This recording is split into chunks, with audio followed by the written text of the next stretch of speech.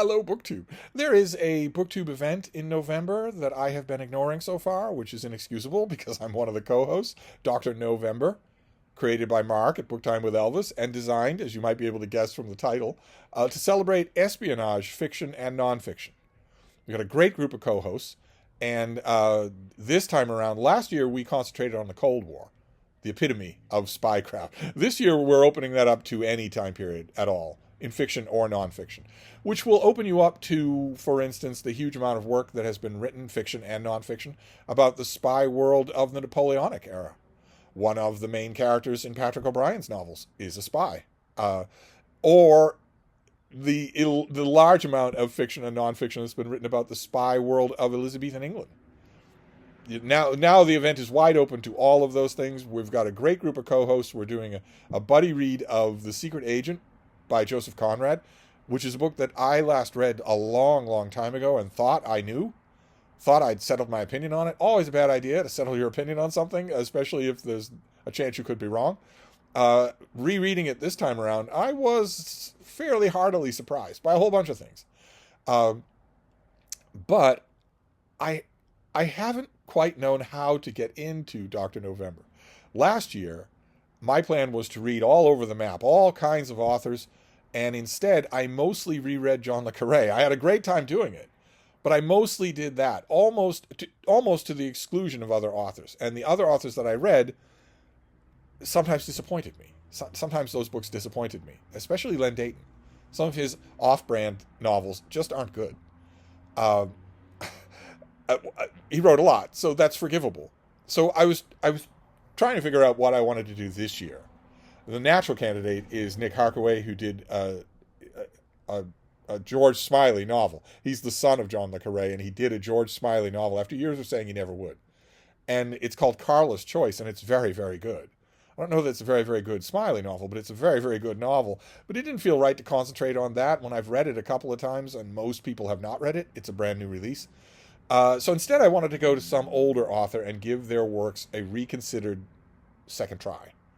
And I didn't know what to do about that. I actually wasn't feeling drawn to any author other than le Carré. And then Jim at Mystery and Mayhem made a video about Alistair MacLean, who'll be famous. He'll be known to some of you for the famous Hollywood adaptations of a couple of his books. He wrote his whole life. He didn't write as many books as he could have. He was a fast worker, could finish a book in a few months. But he himself restrained himself because he didn't want to flood the market with his own books. He served in World War II and had all those experiences to draw on, which is why most of his early books are not spy or espionage or international thriller type books at all. They're naval adventures set during World War II. HMS Ulysses being a very famous, very early book that is just terrific. I reread that just recently and loved it. But I didn't know quite what to do. I wasn't quite feeling the draw at all for him or anybody else. And then I saw that video about Alistair MacLean. I'll leave a link to it down below. It was really good, as always. And I thought, well, okay, you're not feeling the pull for his spy or espionage fiction, but what if you ease your way into Dr. November with a book of his that is not espionage fiction? At least you're reading an author who wrote espionage fiction. You're a little bit closer to the goal.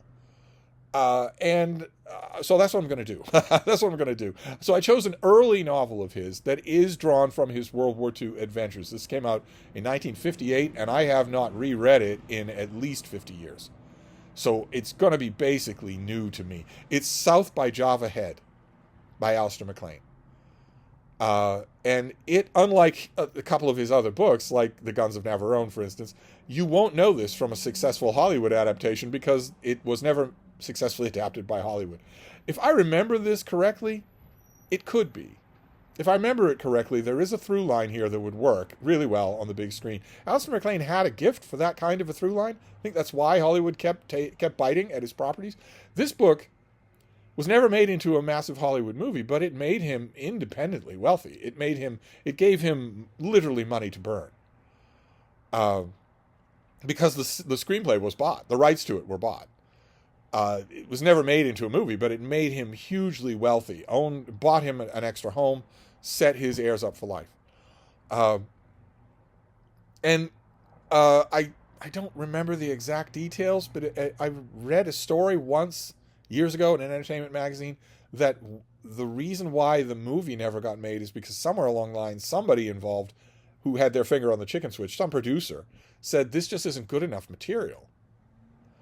I might be remembering that story wrong, because that doesn't seem right for Alistair MacLean. But I'm going to give this a try. I'm going to read this to ease my way in. This is my first Dr. November progress report. I'm going to ease my way into the event about spy fiction by reading a novel that is not spy fiction, but that's about by a guy who eventually ends up writing really good international thrillers. So I'll start here, and then I'll move on. I'll move on somewhere else. I don't know quite where, but I'll move on somewhere else. And I'll report back on this book and on what I read next. So join us for Dr. November. I'll leave a link down below to Jim's video. You're going to have a lot of fun. There's a lot of stuff out there to read. But anyway, I'll report back. Thank you, BookTube.